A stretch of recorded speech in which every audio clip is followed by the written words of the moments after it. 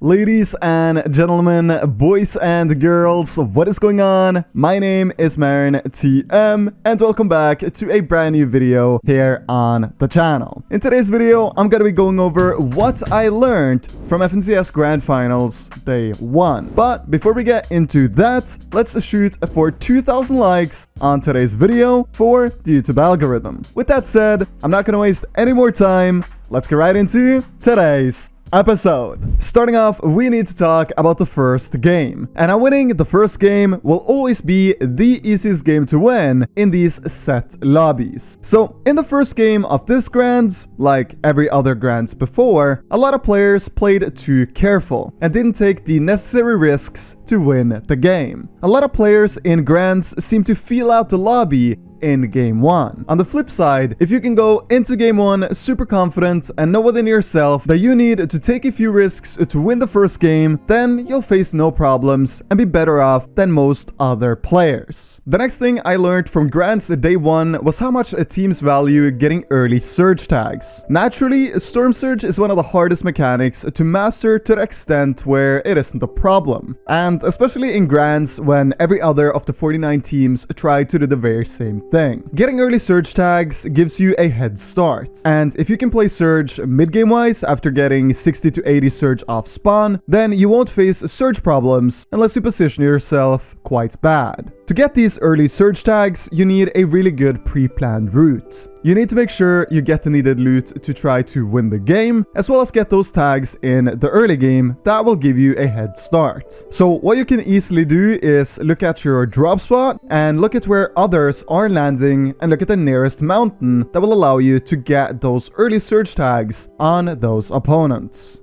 Moving on, the next thing I learned was how pros use cars all game. And they're really good at keeping their cars fully intact all the way until endgame. Pink and Anas, the day 1 winners, even used their cars in first moving. The reason they did this was because the car was fully intact and the windshield wasn't even broken. Meaning, even if someone shot at the car, they wouldn't get a direct hit. Additionally, using a car in Grands, where most players don't have insane loot, is a great play, because no one will start wasting their ammo on a car in moving, when they might need surge or just a refresh. In short, it's always worth it to protect your car for as long as you can when playing in high elo lobbies. So use the mats to fully protect your car and use it for rotates. If you end up getting 5th zone and your car still has the windshield, then definitely use it in first moving as well. If it doesn't have the windshield, you should, however, not use it. In the background footage right now, you'll see Queasy setting up one of the best surge peaks in the game. Doing this peak is extremely simple, yet it allows you to get full 180 awareness over the lobby and giving you the option to instantly go for surge tags if you see someone fighting or peeking. If you were to sit on a cone right here, some players would peek directly through the cone. And unfortunately, as we all know, this comes at a massive risk. Peeking through cones is something you generally shouldn't do, as you're a very easy target to hit. So if someone is looking at you and they see that you peek directly from your cone, then you'll most likely take a lot of damage, or in worst case scenarios, end up getting eliminated. And that's not something we can afford in high elo lobbies or even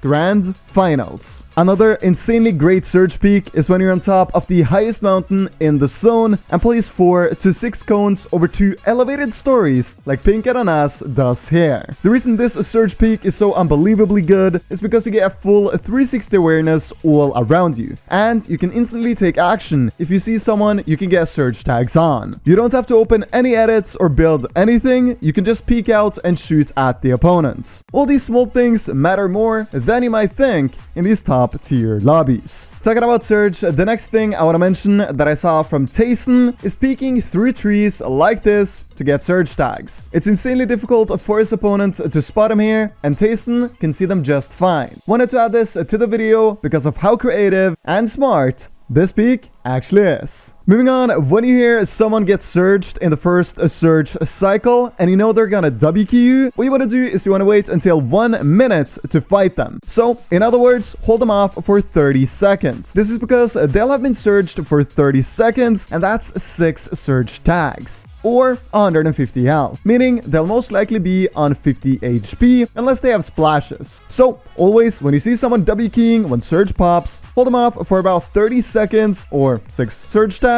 and then full commit to eliminating them. You will win that fight 999 times out of 1,000. If you know you're scuffed on surge in the end game, another thing you can do if you know you need a lot of surge is take a night in 50-50 if you have a launch pad. It's very often uncontested. Whether this is incredibly smart or outright brainless varies from game to game, and it's very easy to see if you can do it or not. The reason this is a top tier play is because getting surged in moving will drastically limit your chances of getting a refresh because you'll be on lower HP, and you'll not be able to stay frontage because you'll waste tons of crucial time healing when you start getting tagged. Additionally, padding in 50-50 from ultimate height is the best pad you can take because of the gliding curve. It'll make it way harder to hit you compared to if you do a low elevated pad. The last thing I need to talk about in today's video is the fact that you should never ever double cone on height anymore. You should always single layer and rather use flats and cones. This is because of launch pads. And double coning on height in this season honestly just gives the other players in your lobby a lot of space to land on you. Do like Pink Ananas and single layer if you take height this season. And that's a wrap for today's video. Thank you so much for staying all the way to the end. I really